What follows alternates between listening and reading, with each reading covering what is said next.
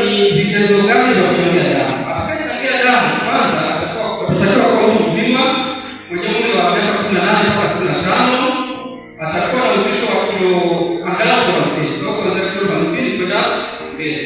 Lakini pia utapimwa wingi wa damu, kwa kwamba damu yako inatosha na unaweza kumwongezea mtu mwingine. Mwanamke atatakiwa kuwa sio mjamzito, lakini kama ana mtoto mchanga, yule mtoto anayeona awe na angalau umri wa miezi 6, zaidi ya miezi 6 na kuendelea.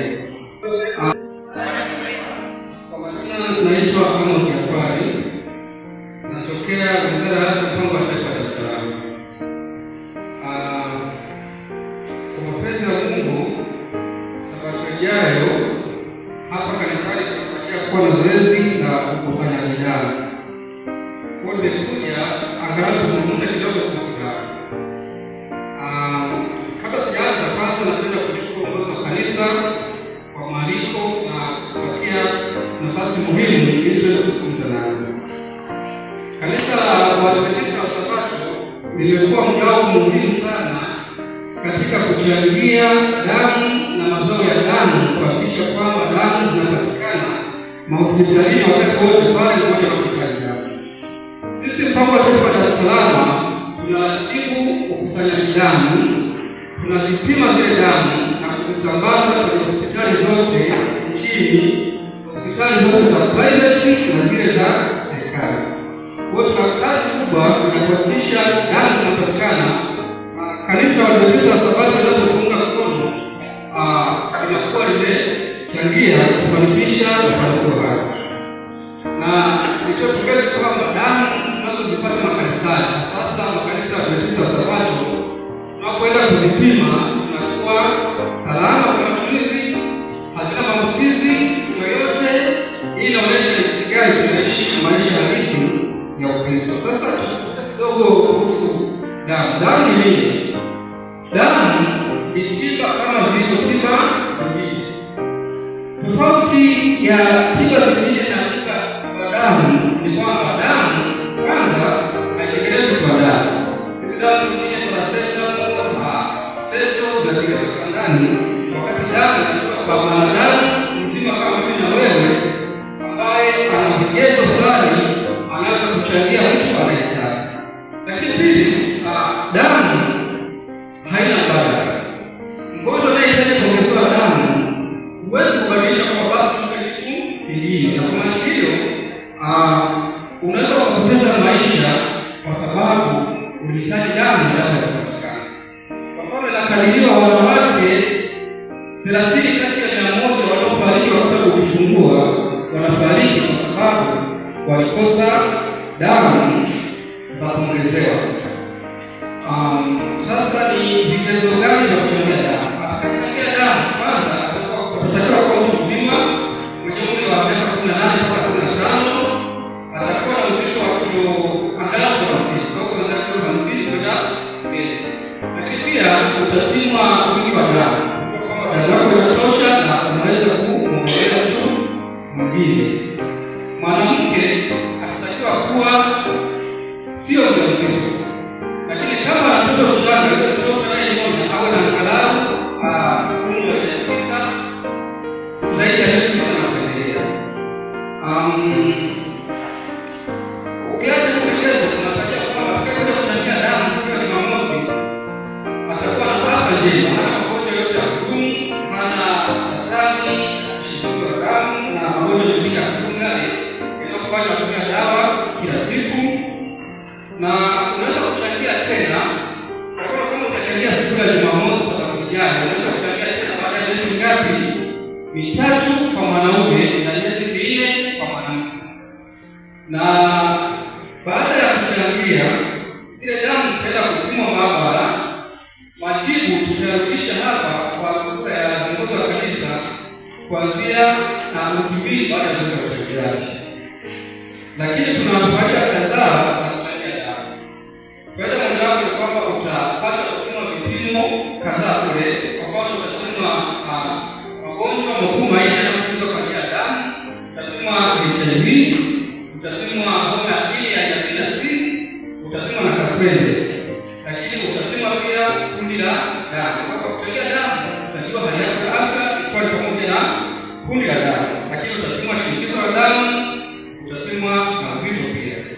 na vipimo vyote vitafanyika maabara. Majibu yatarudi baada ya kipimo kutoa ile ambayo tunacheka baada ya kuchangia damu, kwa maana ya wingi wa damu, uzito na shinikizo la damu. Lakini kwa kuchangia damu tunapata kadi ya mwanachama. Ile kadi itakuwezesha wewe kama ndugu zako wa karibu kupata huduma ya damu pale utakapohitaji damu.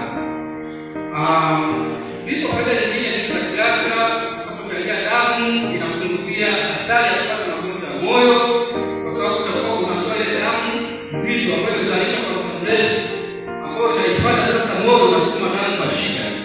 Lakini itakufanya kupunguza hatari ya kupata magonjwa hatari kama saratani, kwa sababu zile seli ambazo zimezeeka ambazo zingeweza kufanya mabadiliko yale ambayo wataalamu yakapelekea saratani, zile seli zote utazitoa.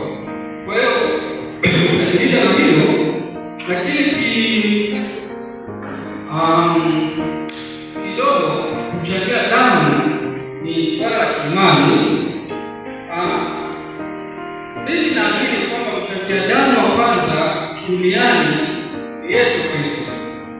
Pale tulipokosa haki ya kuishi, yeye alijitoa akamwaga damu yake ili sisi tupate uzima. Utakapochangia damu katika Sabato ijayo, utakuwa umeingia tabia halisi ya upendo na huruma ya Yesu Kristo kwa kuokoa maisha ya watoto wachanga wanaohitaji damu, na sasa bado ni sikoseli, kwa mama wajawazito ambao tumesema kwamba 30 kati ya 100 wajawazito wanakufa kutokana na saratani wakati kujifungua. Itasaidia upatikanaji damu ya kutosha, ambapo damu zinapatikana kwa majeruhi mbalimbali kwa ajali.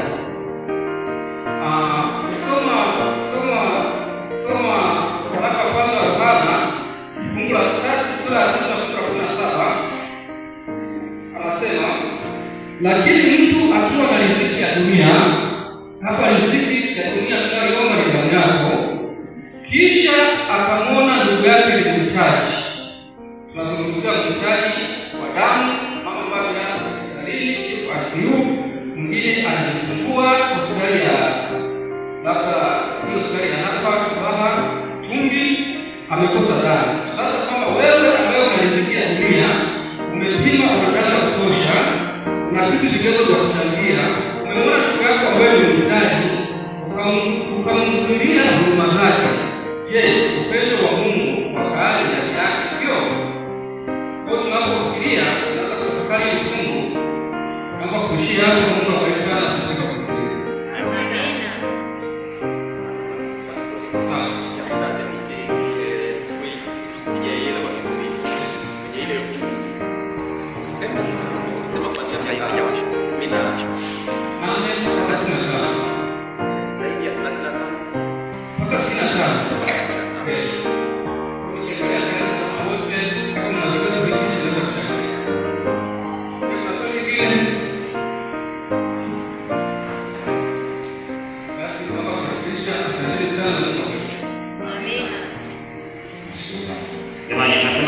Amen. Nashukuru sana kwa namna ambavyo nimetupatia hii, na tumaini ya kwamba Sabato ijayo ndio itakuwa hali hapa kituo. Katika kanda yetu hii tutakuwa na vituo viwili hapa kanisani, lakini pia Kiruvya. Kwa hiyo watu tunakaribishwa, na watu wote ambao pengine hata kama sio Mwadventista lakini anaweza pia lazima kujitolea damu, basi tunakaribisha, anaweza kualika mahali hapa. Na kwa sasa tunashukuru sana kiongozi kwa namna ambavyo anaweza kukubali ile katika mahali hapa na kuweza kupatia hii. Mungu awabariki sana. Na lakini pia huyu ni mshiriki wa kanisa la Makabe wa Adventista. Amina. Na kwa hiyo tunashukuru na Mungu awabariki sana. Asante kwa sababu ya muda, lakini pia nakukumbusha kwamba katika siku hii tutakuwa na siku kwa na t-shirt ambazo tutakuwa tunabeba ujumbe katika tukio husika kwa mwaka huu. Na ujumbe katika mwaka huu tunaoendelea nao ni ushiriki katika husika katika vitendo. Kwa hiyo vijana tunaalikwa kufanya vitendo lakini sio maneno. Kwa sababu kwa tunaona watu wengine tunatokea kufanya vitendo kama tulifanya hapa, kujitolea damu, lakini pia wanaweza kufanya tendo moja na matendo ya huruma. Kwa mfano kufanya usafi katika hospitali au taasisi mbalimbali pengine, au kwa wale wahitaji. Na na unapofanya hivyo unakuwa umemtendea Yesu mwenyewe. Mungu awabariki, lakini pia nawaalika basi sasa tuweze kubeba, tujitolee pesa kwa ajili ya hiyo t-shirt. Hiyo t-shirt ni shilingi 13. Kwa hiyo yote ambaye yuko tayari basi anaweza kuniona na mimi nitapokea